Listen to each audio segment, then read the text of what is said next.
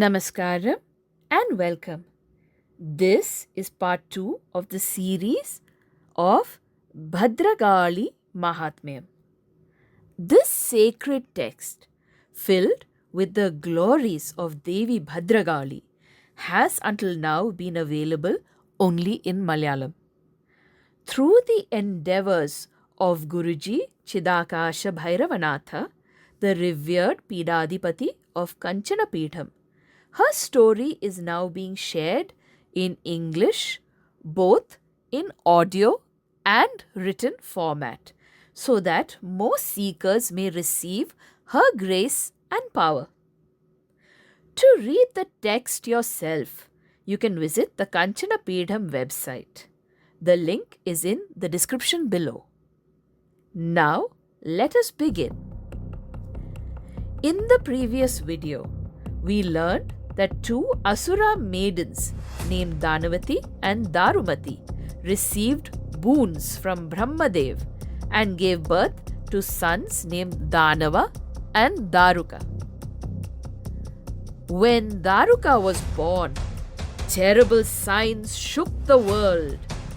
Meteors blazed across the sky. Jackals cried out from every direction. Fierce winds raised storms of dust. Clouds poured down showers of blood, and mighty trees crashed to the ground. The earth itself shook with its oceans, forests, and mountains. Even the sacred fires, as part of rituals, were suddenly extinguished. As Daruka and his brother Danava grew swiftly into youth, they learned of the devastation wrought by the Devas upon their people, and their mothers never let them forget it. They would say, "Vishnu, who destroyed our people, and the gods are your true enemies." Driven by this memory, the brothers went to Gokarna, a sacred place, to win boons from Brahmadev. There, they performed dreadful austerities. In summer, they stood surrounded by 5 blazing fires. In winter, they immersed themselves in freezing waters. During the rains, they sat exposed without shelter. At times, they lived only on air. Daruka hung upside down from a tree, his body scorched by smoke and flames. At other times, he stood motionless, on one foot, firm in his will. But Brahmadev did not appear. He saw their arrogance and withheld his presence. Angered, Daruka seized a sword, cut flesh from his own body, and offered it into a fire as sacrifice. Finally, he declared in exasperation, "I will cut off my head and offer it as a sacrifice." The blade touched his neck. A drop of blood fell, and Brahmadeva appeared. "From each drop of your blood, 1,000 asuras like you will arise. Ask now, what further boon do you seek?" Daruka replied, "Make me invulnerable to gods, to men, and to asuras. Give me the strength of 10,000 elephants. Grant me the Brahmadanda. Grant me victory in battle and the powers of Mayavati and Tamasi." Brahmadeva replied, "So be it. But you forgot to ask for protection against women. Why did you not include women among those who cannot kill you?" Daruka laughed. Brahmadev, you insult me with your words. Women? Weak, clumsy, fickle.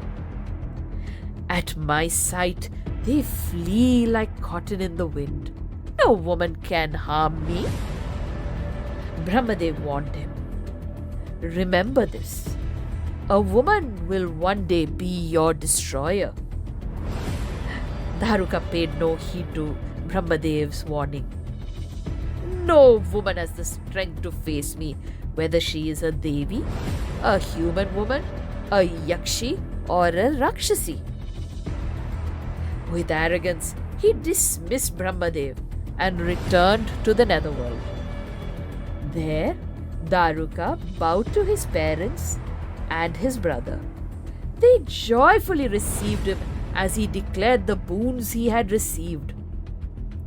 To build his capital, he summoned Maya, the divine architect. Maya built a city of wonder upon the western ocean shore. Palaces of gold and silver, halls filled with jewels, gardens of fragrant trees, ponds and reservoirs shining with lotuses, stables filled with elephants, horses, and cattle. The city gleamed so splendidly it rivaled even Indra's Amravati. At an auspicious hour, Daruka entered his new city with his family and honored Maya with ornaments. He then ordered the great war drums to thunder. Hearing the roar of those drums, Asuras, long hidden in caves in fear of Lord Vishnu, came forth. They gathered in countless numbers. They consecrated Daruka as their supreme king. They took their places as generals, as ministers, as allies. Then Daruka, with his vast army, bristling with weapons, mounted his golden horse-drawn chariot.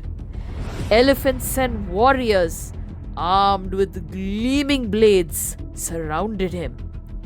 Together, they marched to conquer heaven. At last, Daruka reached Amravati, the city of the gods. His eyes red with wrath, he surrounded the city on every side. The thunder of his war drums struck fear into the hearts of the immortals. And thus began the siege of Amravati. This concludes the second video of the Bhadragali Mahatmyam series. If you found this video meaningful, do remember to like, share, comment and subscribe. Also, remember to click on the bell icon to receive notifications of upcoming videos. This sacred translation is only one among many endeavors at Kanchana Peetham. Guruji has also founded the Guru Krupa Tantrika Vidyalaya, offering authentic training in Mantra Vidya, Tantra Vidya, Yantra Shastra and Devata Aradhana, all deeply rooted in timeless tradition for the sincere seeker. Training is provided through both online classes and direct in person.